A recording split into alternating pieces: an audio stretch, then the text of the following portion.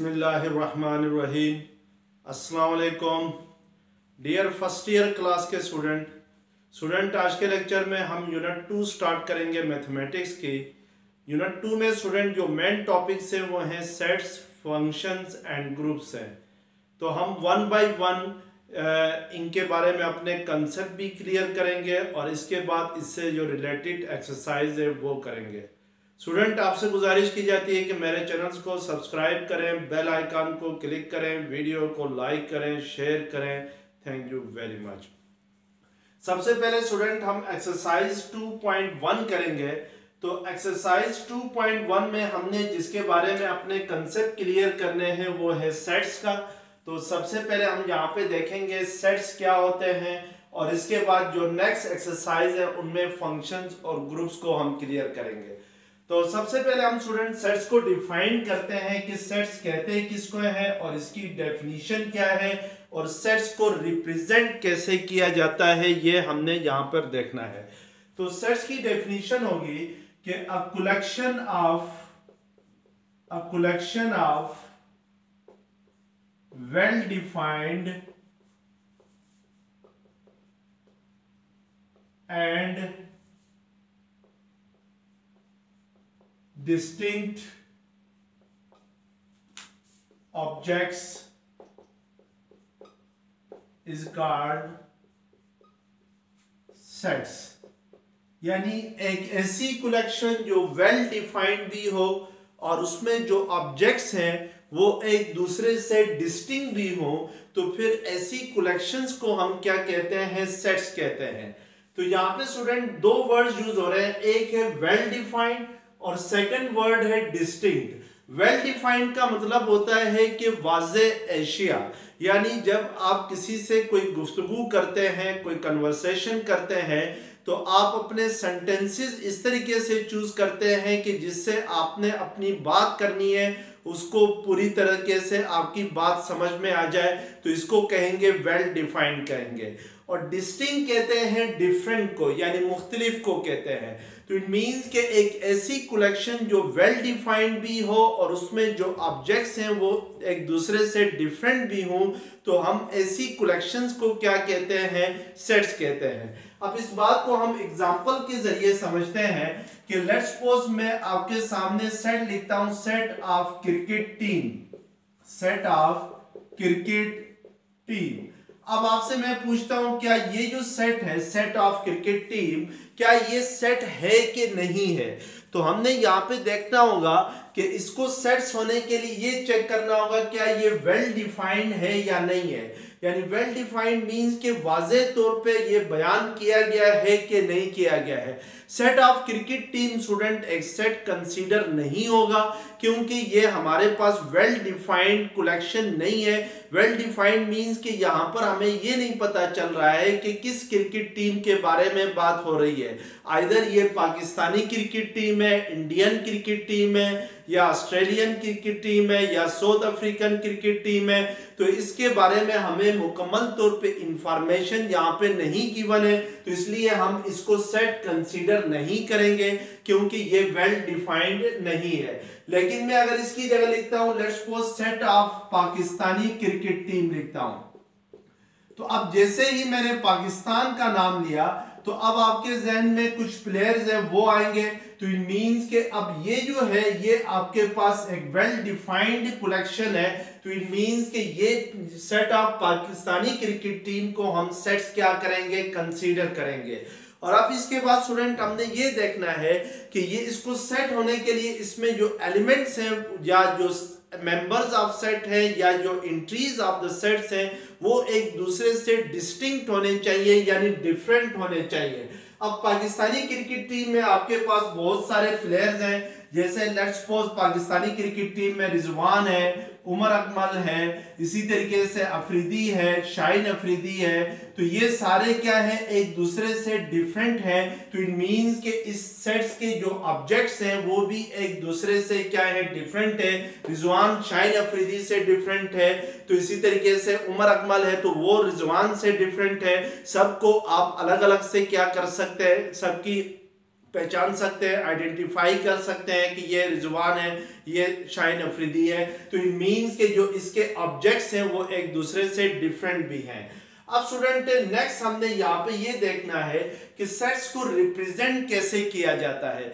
तो सेट्स को हमेशा किसी सेट्स को एज अ होल हम रिप्रेजेंट करते हैं capital letter of English alphabet से। जैसे मैं लेट्स सपोज इस set of Pakistani cricket team को किसी एक अल्फाबेट से रिप्रेजेंट करूं तो वो मैं इसको कैपिटल ए के साथ रिप्रेजेंट कर सकता हूं, या कैपिटल बी के साथ हम रिप्रेजेंट कर सकते हैं इसको, या कैपिटल एक्स के साथ हम इसको रिप्रेजेंट कर सकते हैं। तो हमेशा याद रखें कि सेट्स को एज अ होल रिप्रेजेंट किया जाता है कैपिटल लेटर से, और जो सेट्स के ऑब्जेक्ट्स होते हैं उनको हमेशा स्मॉल लेटर से रिप्रेजेंट किया जाता है। जैसे लेट्स सपोज मैं सेट ए लेता हूं, सेट ऑफ वॉवल्स लेता हूं। अब मैं सेट ऑफ वॉवल्स ले लूं तो इस सेट्स के अंदर जो एलिमेंट्स होंगे वो आपके पास ए, ई, आई, ओ, यू होंगे। तो इट मींस कि यहाँ पे ये जो सेट्स के एलिमेंट्स हैं इनको हमने small letter of English alphabets में लिखा है। तो इस सेट्स के एलिमेंट्स क्या क्या हैं? ए है, ई है, आई है, ओ है, यू है। तो ये सारे अल्फाबेट्स किस फॉर्म में लिखे हुए हैं? स्मॉल लेटर्स में लिखे हुए हैं। तो इट मींस के सेट्स के लेटर्स को हमेशा small letters of English alphabet से रिप्रेजेंट किया जाएगा, यानी सेट्स के एलिमेंट्स को small letters of English alphabet से रिप्रेजेंट किया जाएगा। एज अ होल सेट्स को हम capital letter of English alphabet से क्या करेंगे? रिप्रेजेंट करेंगे। नेक्स्ट हमारे पास जो टॉपिक होगा वो ये है कि सेट्स को लिखने के कितने डिफरेंट वेज हैं, यानी एक सेट्स को अगर हमने रिप्रेजेंट करना हो, राइट करना हो, तो कितने डिफरेंट वेज से एक सेट्स को हम क्या कर सकते हैं? राइट कर सकते हैं या रिप्रेजेंट कर सकते हैं। ये हमारे पास नेक्स्ट टॉपिक होगा। There are three different ways to write a set. There are three different ways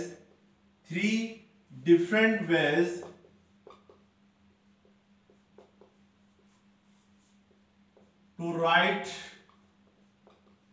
a set, यानी एक्सेट्स को लिखने के तीन मुख्तलिफ तरीके हैं। सबसे जो पहला तरीका है वो है डिस्क्रिप्टिव फॉर्म है, यानी या डिस्क्रिप्टिव नोटेशन है, डिस्क्रिप्टिव फॉर्म ऑफ सेट है। सेकंड जो आपके पास मेथड है दैट इज कॉल्ड टेबुलर और रूस्टर फॉर्म ऑफ सेट। इसको टेबुलर फॉर्म भी कहते हैं और इसको रूस्टर फॉर्म भी कहते हैं। थर्ड जो मेथड है to write a set that is called set builder notation. Set builder notation है। अब हम सबसे पहले ये देखेंगे कि descriptive form of a set क्या होता है, यानी किसी सेट्स को डिस्क्रिप्टिव नोटेशंस में या डिस्क्रिप्टिव फॉर्म में कैसे रिप्रेजेंट किया जाता है। तो याद रखें स्टूडेंट कि जब भी किसी सेट्स को हम एक सेंटेंस की फॉर्म में लिखें या वर्डिंग में लिखें तो वो जो फॉर्म होगी सेट्स की वो क्या होगी? डिस्क्रिप्टिव फॉर्म होगी। जैसे मैं लेट्स सपोज सेट ए लेता हूं, set of first 5 natural number. अब यहां पर ये जो मैंने सेट्स को रिप्रेजेंट किया है ये एक सेंटेंस की फॉर्म में किया है, set of first 5 natural number, यानी पहले 5 नेचुरल नंबर्स का सेट। तो इसको हम क्या कहेंगे? इसको कहेंगे descriptive form of a sets कहेंगे। और इसकी डेफिनेशन क्या होगी कि when a set is write in sentence और in wording form then this form of set is called descriptive form. अब स्टूडेंट सेकंड फॉर्म हमारे पास जो है वो टेबुलर फॉर्म है या रूस्टर फॉर्म है।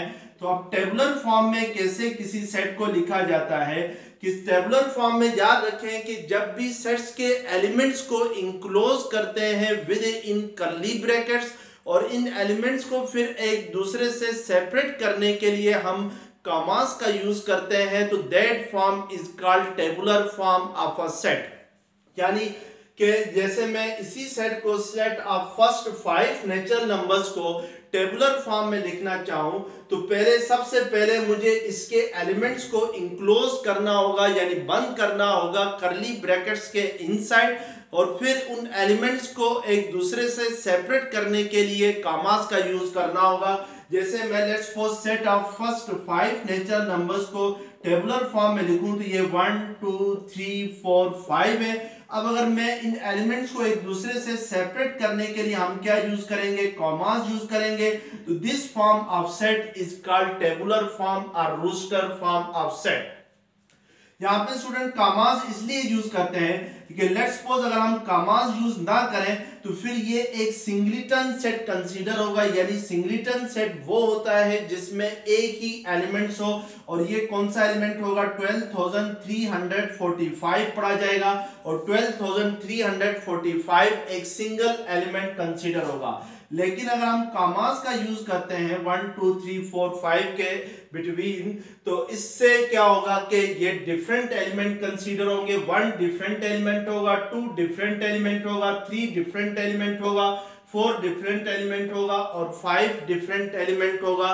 तो इस तरीके से हम क्या करते हैं, tabular form of a sets को लिखते हैं। और जो लास्ट फॉर्म है किसी सेट्स को लिखने के लिए वो है सेट बिल्डर नोटेशन है। यानी अब हमने ये देखना है कि सेट बिल्डर नोटेशंस में सेट्स को कैसे लिखा जाएगा। तो सेट बिल्डर नोटेशन में स्टूडेंट सेट्स को लिखने के लिए हम नोटेशन का यूज करेंगे। तो यहां पर जो नोटेशन यूज होंगी, पहले मैं इनको राइट करता हूं, इसको नोट करें कि जब भी सेट बिल्डर नोटेशन में किसी सेट को लिखा जाता है तो जो नोटेशन यूज होती है वो कौन कौन सी होती है। सबसे पहले ये वर्टिकल लाइन यूज होती है, या इसकी जगह हम डबल डॉट यानी कॉलन का यूज करते हैं, और इसको पढ़ते हैं सच दैट। इसको क्या पढ़ते हैं, सच दैट पढ़ते हैं। सेकंड हम जो नोटेशन यूज करते हैं that is called this notation, यानी ये ऊपर की तरफ इसका मुंह होगा, इसको हम पढ़ेंगे आर, ओ आर आर। और इसके बाद जो नेक्स्ट नोटेशन यूज होगी वो नीचे की तरफ इसको लगाएंगे, यानी एक सिंबल ये जो इस तरीके से नीचे की तरफ होगा, और इसको हम पढ़ेंगे क्या, एंड पढ़ेंगे यानी और। इसके बाद जो नोटेशन यूज होगी दैट इज लेस देन के लिए यूज होगी, यानी ये लेस देन की नोटेशन है, ये यूज होगी। और अगर इसके साथ लाइन भी लगाता हूं नीचे तो ये लेस देन और इक्वल टू की नोटेशन यूज होगी। इसी तरीके से ये जो नोटेशन है ये यूज होगी ग्रेटर देन के लिए, और अगर इसके साथ लाइन भी लगाता हूं तो ये ग्रेटर देन और इक्वल होगी, यानी जस्ट अगर ये सिंबल यूज हो तो ये ग्रेटर देन है, और अगर इसके साथ हम लाइन का भी यूज करते हैं तो ग्रेटर देन और इक्वल टू का सिंबल यूज होगा। और नेक्स्ट जो नोटेशन आपने यूज करनी है दैट इज द जो नंबर्स को रिप्रेजेंट करने के लिए हम जो यूनिवर्सल्स रिप्रेजेंटेशन है, जैसे हम लोग नेचुरल नंबर्स को कैपिटल एन के साथ रिप्रेजेंट करते हैं। नेचुरल नंबर्स वो होते हैं जो 1 से स्टार्ट हो। होल नंबर्स को कैपिटल W से रिप्रेजेंट करते हैं। होल नंबर्स वो होते हैं जो 0 से स्टार्ट होते हैं, यानी 0 1 2 3। इसके बाद सेट ऑफ इंटीजर्स हैं जिनमें पॉजिटिव नंबर भी आते हैं, नेगेटिव नंबर भी आते हैं, और इनको हम कैपिटल Z के साथ रिप्रेजेंट करते हैं। इसके बाद रेशनल नंबर्स हैं, रेशनल नंबर्स को हम कैपिटल Q के साथ रिप्रेजेंट करते हैं। इररेशनल नंबर्स को हम कैपिटल Q डैश से रिप्रेजेंट करते हैं। रियल नंबर्स को हम कैपिटल R से रिप्रेजेंट करते हैं। तो इस तरीके से ये क्या है, ये नोटेशन यूज करके हम क्या करते हैं, सेट्स को सेट बिल्डर नोटेशन फॉर्म में लिखते हैं। तो आइए देखते हैं कि सेट बिल्डर नोटेशंस क्या होती है और इसको कैसे लिखा जाता है। सेट बिल्डर नोटेशन की डेफिनेशन होगी, यानी जो थर्ड फॉर्म है to write a set that is called set builder notation है। सेट बिल्डर नोटेशन है। In this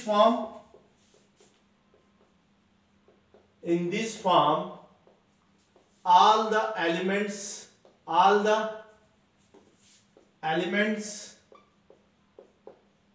or objects are members of the set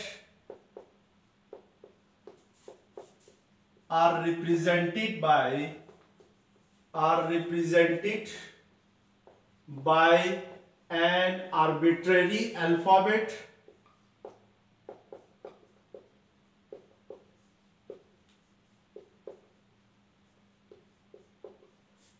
and then explain the properties of these alphabet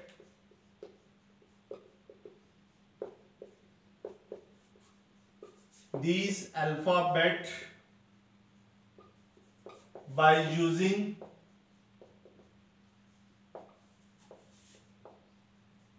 notation।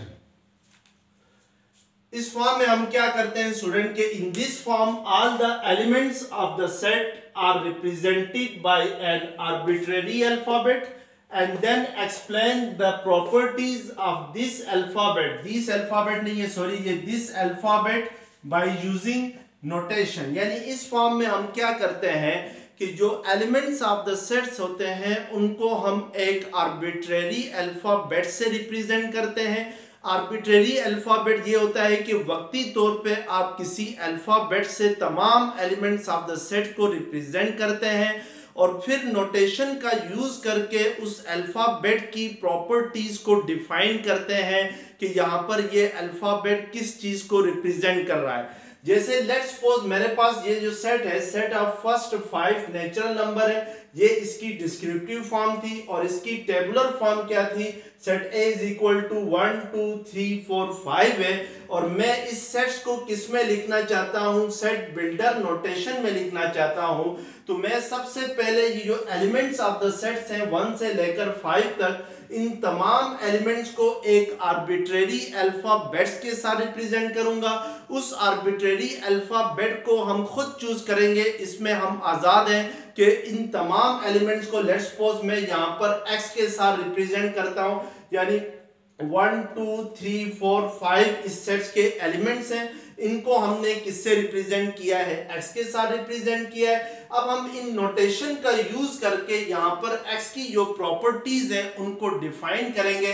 तो सबसे पहली जो notation होगी वो हमारे पास such that की नोटेशन होगी।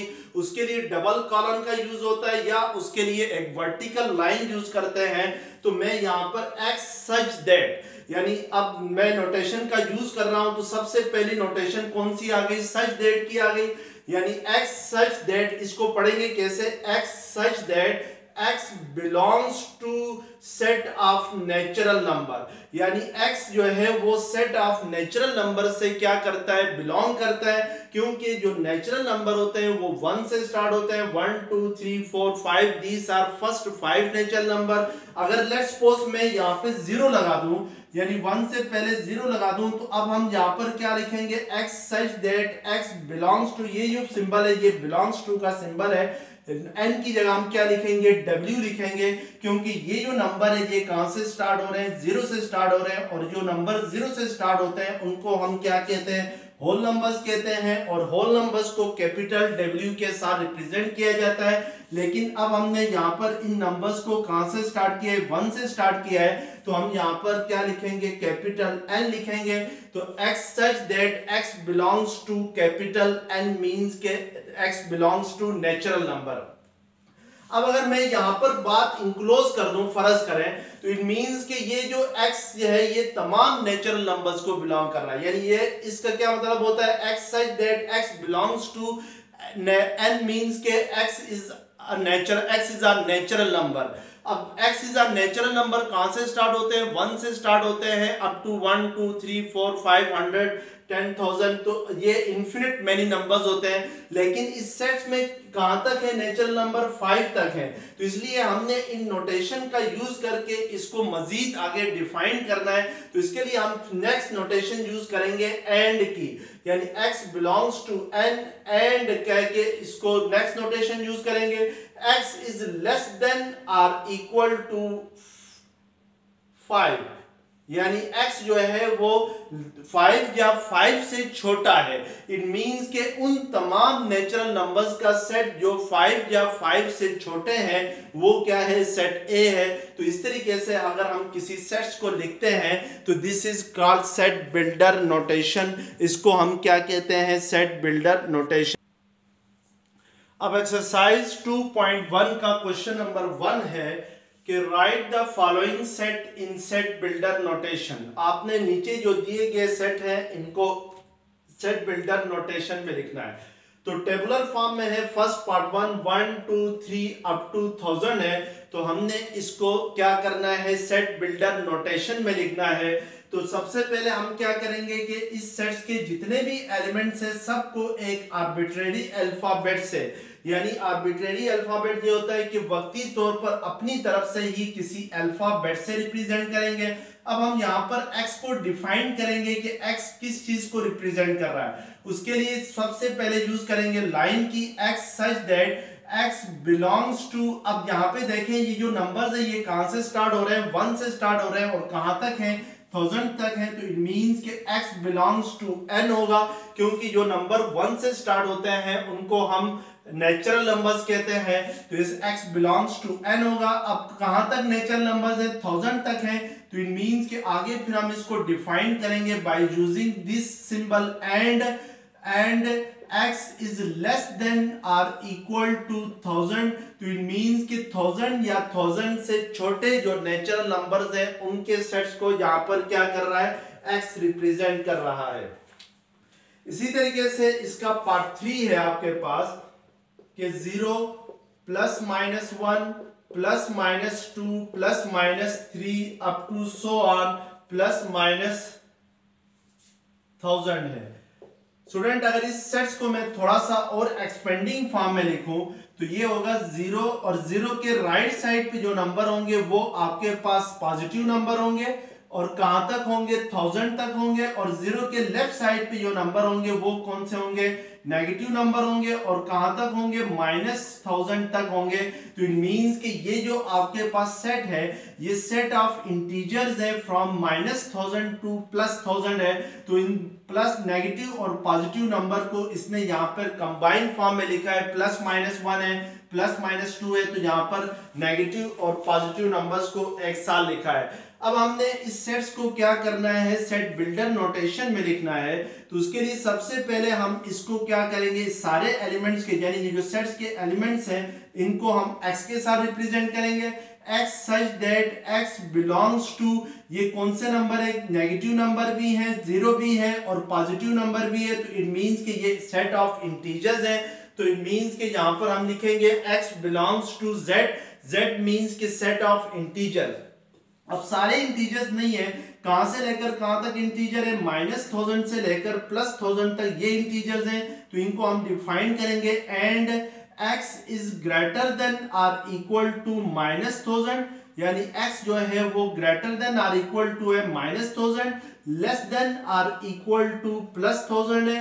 क्योंकि अब स्टूडेंट के -1000 से डाउनवर्ड भी यानी छोटे भी इंटीजर्स हैं, जैसे -2000 है, -3000 है। तो ये सारे छोटे इंटीजर्स हैं और 1000 से बड़े इंटीजर्स भी है। लेकिन यहाँ पर x किसको रिप्रेजेंट कर रहा है, -1000 से लेकर +1000 तक जो नंबर्स हैं इंटीजर्स जो हैं उनको रिप्रेजेंट कर रहा है।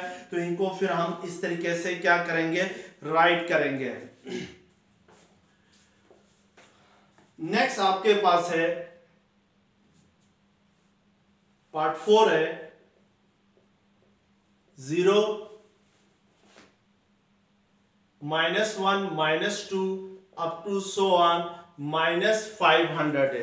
अब आपने स्टूडेंट इसको क्या करना है, इसको सेट बिल्डर नोटेशन में, और इसमें जो है वो -50 से लेकर -500 तक क्या है, इंटीजर्स है। तो अब सबसे पहले हम लोग इन सारे एलिमेंट्स को x के साथ रिप्रेजेंट करेंगे, x such that x belongs to, क्योंकि नेगेटिव इंटीजर्स है तो इट मींस कि ये कौन से होंगे, इनको x कहां से बिलोंग करेगा, z से बिलोंग करेगा। अगर ये नेगेटिव नंबर्स ना होते 0 1 2 अप टू 500 होते तो फिर हम यहाँ पे z की जगह क्या लिखते हैं, w लिखते हैं, यानी होल नंबर लेते हैं। अब कौन से इंटीजर्स हैं, 0 से लेकर -500 तक है। तो इट मींस कि x इज ग्रेटर देन और इक्वल टू -500 होगा। याद रखें स्टूडेंट कि -500 जो है वो सबसे स्मॉलेस्ट नेगेटिव इंटीजर्स है इस सेट में और 0 इज द ग्रेटेस्ट इंटीजर्स है। तो इट मींस कि x जो होगा वो -500 से लेकर कहां तक है, 0 तक है। तो हम कैसे लिखेंगे इसको, x इज ग्रेटर देन और इक्वल टू -500, लेस देन और इक्वल टू क्या होगा, 0 होगा। तो इस तरीके से हम इस सेट्स को क्या करेंगे, राइट करेंगे। पार्ट 7 आपके पास है कि पेशावर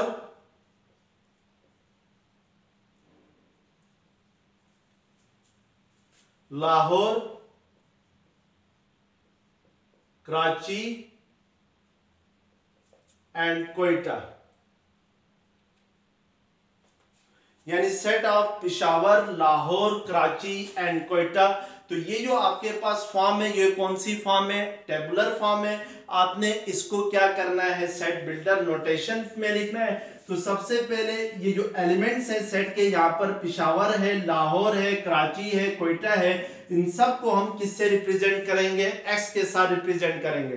एक्स के अलावा कोई और एलिमेंट भी आप अल्फाबेट से रिप्रेजेंट कर सकते हैं। लेट्स सपोज वाई से भी इनको हम क्या कर सकते हैं? रिप्रेजेंट कर सकते हैं। अब हमने यहाँ पे वाई को डिफाइन करना है बाय यूजिंग नोटेशन। तो सबसे पहली जो नोटेशन है वो क्या यूज होगी? वाई सच दैट, ये जो लाइन है वर्टिकल लाइन, इसकी जगह आप डबल कॉलन भी यूज कर सकते हैं। जैसे ये वाली जो वर्टिकल लाइन थी तो इसकी जगह हम डबल कॉलन का भी यूज कर सकते हैं। तो वाई सच दैट, वाई क्या है? Y is capital of provinces, capital of provinces of Pakistan, यानी जो पाकिस्तान के प्रोविंसेस हैं उनके कैपिटल को क्या करता है? वाई रिप्रेजेंट करता है। Peshawar is the capital of KPK, Lahore is the capital of Punjab, Karachi is the capital of Sindh, Quetta is the capital of Balochistan. तो यहां पर वाई किस चीज को रिप्रेजेंट करता है? कि y is a capital of provinces of Pakistan है। इसके बाद स्टूडेंट नेक्स्ट आपके पास है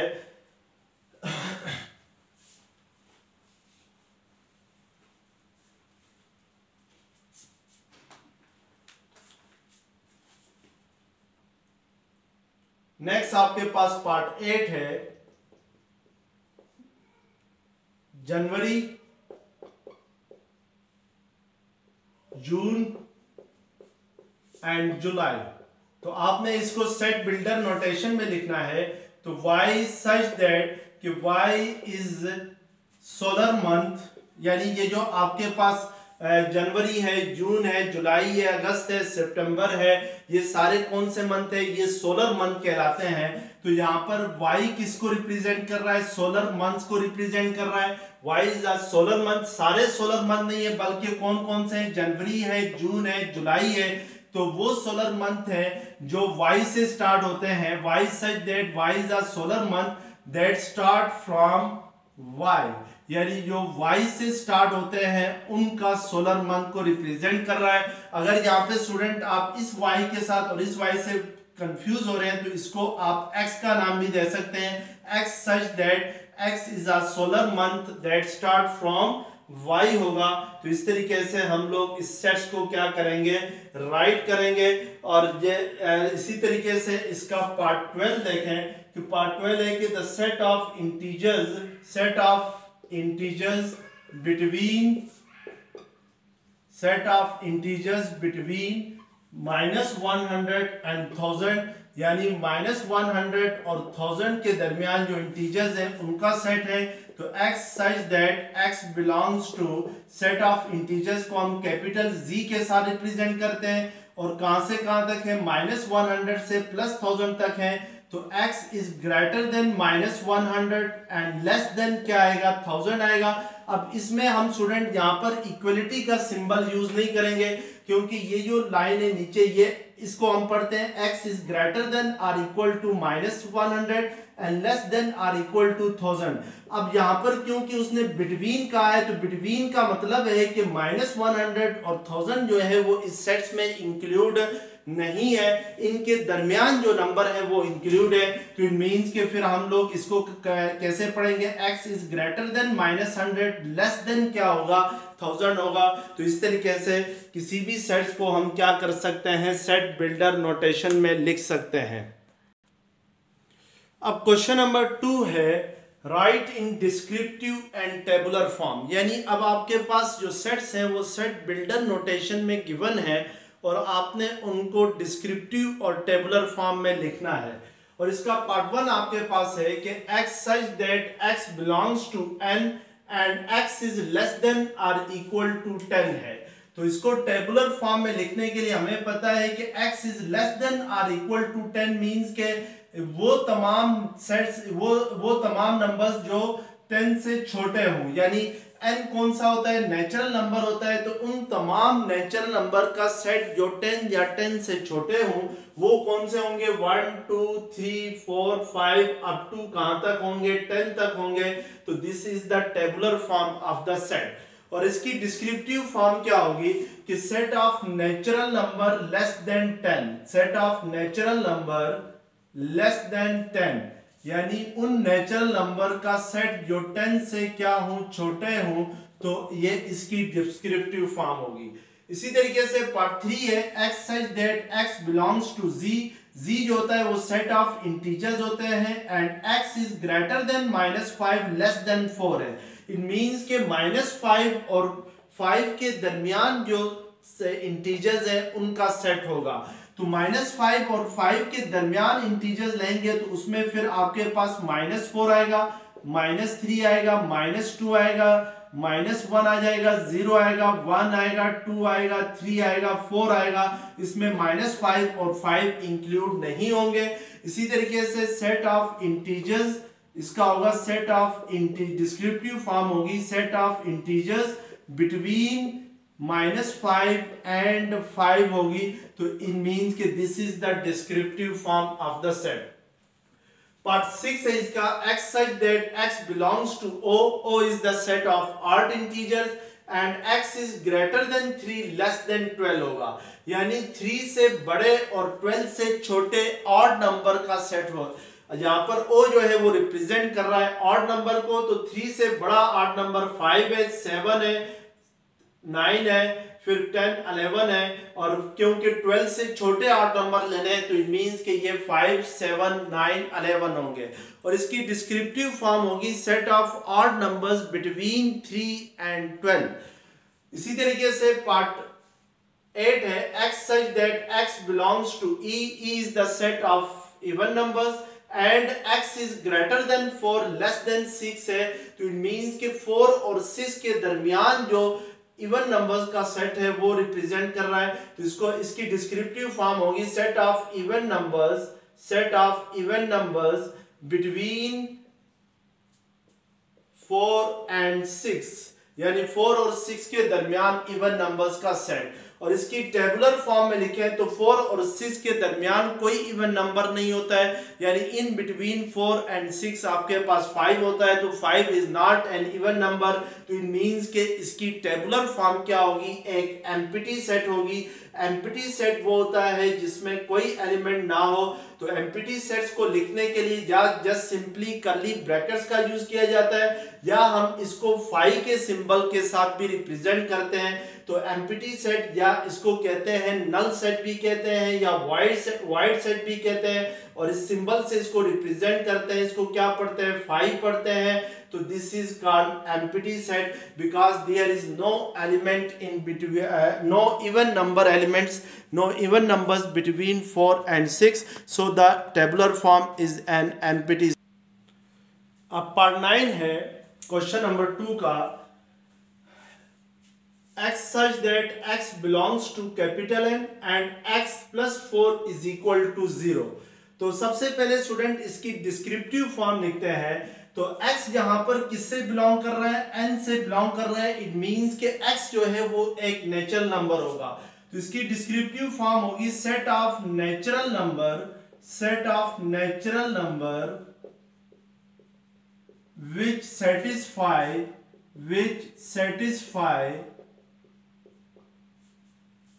the equation x plus 4 is equal to 0। यानी उन तमाम नेचुरल नंबर्स का सेट जो इस इक्वेशन को यानी x plus 4 is equal to 0 को सेटिस्फाई करते हों। अब स्टूडेंट देखते हैं कि कौन से ऐसे नेचुरल नंबर्स हैं जो इस इक्वेशंस को सेटिस्फाई कर सकते हैं।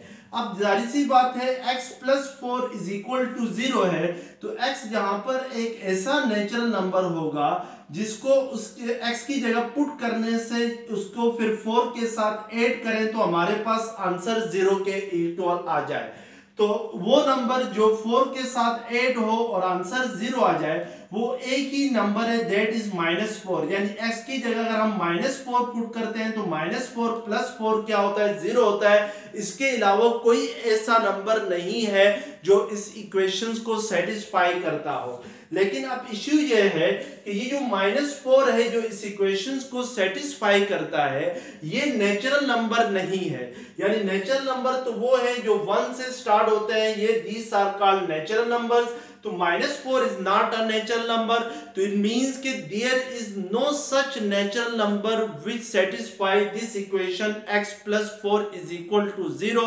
इसका मतलब यह है कि ऐसा कोई नेचुरल नंबर है ही नहीं जो इस इक्वेशन को सेटिस्फाई करता हो। तो इसलिए हम इसकी जो टेबुलर फॉर्म है उसमें क्या लिखेंगे, एम्प्टी सेट लिखेंगे, या इसको फाई के साथ क्या करेंगे, रिप्रेजेंट करेंगे। इसी तरीके से जो सेकंड पार्ट 12 है, x such that x belongs to q। q जो होते हैं स्टूडेंट वो रेशनल नंबर्स होते हैं, और रेशनल नंबर्स वो होते हैं जो p डिवाइडेड बाय q की फॉर्म में हम लिख सकते हैं। And x square is equal to 2।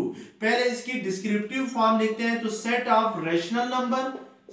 Rational numbers which satisfy the equation which satisfy x square is equal to 2, यानी वो रेशनल नंबर्स जो इस इक्वेशंस को सेटिस्फाई करते हो।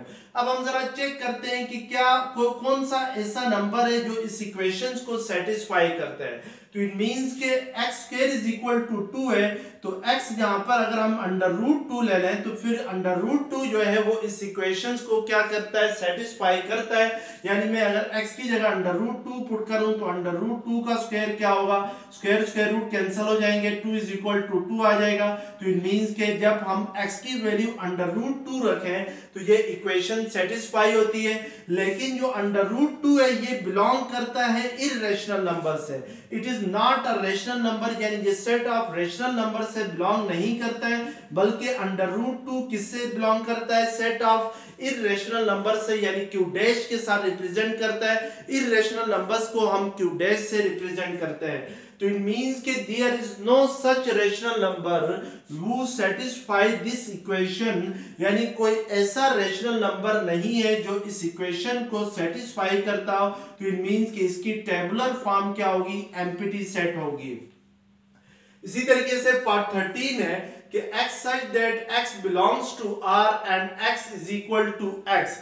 R कहते हैं स्टूडेंट रियल नंबर्स को, यानी x उन तमाम रियल नंबर्स का सेट है जो इस इक्वेशंस को सेटिस्फाई करते हो, यानी x is equal to x को सेटिस्फाई करते हो। तो ये x is equal to x का मतलब होता है कि x x के ही इक्वल है, यानी जैसे लेट्स सपोज x 1 ले लूं तो 1 1 के ही इक्वल होगा, 2 ले लूं तो 2 2 के ही इक्वल होता है। इट मींस के all real numbers which are equal to themselves, वो तमाम रियल नंबर्स जो अपने आप के इक्वल होते हैं, वो सारे के सारे रियल नंबर्स अपने आप के इक्वल होते हैं। तो इट मींस कि इसकी टेबुलर फॉर्म में रियल नंबर ही आएगा, क्योंकि हर रियल नंबर अपने आप के इक्वल होता है। और इसकी जो डिस्क्रिप्टिव फॉर्म होगी वो होगी set of real number which satisfy the equation x is equal to x।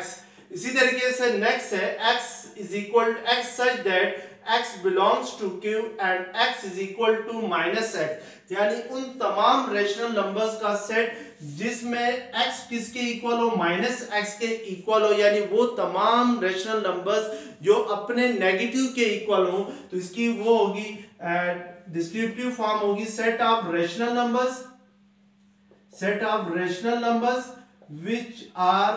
which satisfy the equation which satisfy x is equal to -x, this equation। अब हम जरा चेक करते हैं कि कौन से ऐसे रेशनल नंबर्स हैं जो अपने नेगेटिव के इक्वल होते हैं। जैसे लेट्स सपोज अगर मैं आपके सामने ले लूं रेशनल नंबर 1/2 ले लूं, तो 1/2 जो होता है वो क्या -1/2 के इक्वल होता है। Is it possible? नो, क्योंकि -1/2 और 1/2 दो डिफरेंट नंबर है। इसी तरीके से -2 क्या 2 के इक्वल होता है? नहीं होता है। इसी तरीके से सिर्फ एक ही rational 0 is a rational number, 0 क्या है? रेशनल नंबर है, और 0 0 के ही इक्वल होता है। अगर मैं इसके साथ -0 लिखूं तो 0 हमेशा याद रखें स्टूडेंट की जो 0 है वो एक न्यूट्रल नंबर है, यानी ना नेगेटिव है ना पॉजिटिव है। तो इट मींस के एक ही रेशनल नंबर है जो कि क्या होता है अपने नेगेटिव के इक्वल होता है, दैट इज 0। तो इसकी जो टेबुलर फॉर्म होगी वो क्या होगी, 0 होगी, इसके अलावा कोई रेशनल नंबर नहीं है। और पार्ट 14 है आपके पास, x such that x belongs to real number and x does not belongs to q। q means rational number और r means real number। तो पहले भी बताया था स्टूडेंट चैप्टर 1 में कि जो रियल नंबर्स होते हैं that are the union of rational number and irrational number, यानी रैशनल नंबर को हम q से रिप्रेजेंट करते हैं, इररेशनल नंबर को q डैश के साथ रिप्रेजेंट करते हैं। रैशनल नंबर और इररेशनल नंबर्स की यूनियन क्या कहलाती है, रियल नंबर्स कहलाती है। तो इट मींस के हमने यहाँ पर उन तमाम रियल नंबर्स का सेट लिखना है जो कि रैशनल नंबर ना हो, यानी x does not belongs to q। तो इट मींस के फिर ये कौन से होंगे, ये आपके पास इररेशनल नंबर होंगे, यानी इसके आंसर में क्या आएगा, q डैश आ जाएगा। और इसकी जो डिस्क्रिप्टिव फॉर्म होगी वो क्या होगी, set of all real numbers that are not rational numbers, ये इसकी डिस्क्रिप्टिव फॉर्म होगी। तो इस तरीके से हम क्या करेंगे, इस क्वेश्चंस को सॉल्व करेंगे। तो यहाँ तक देख लीजिएगा।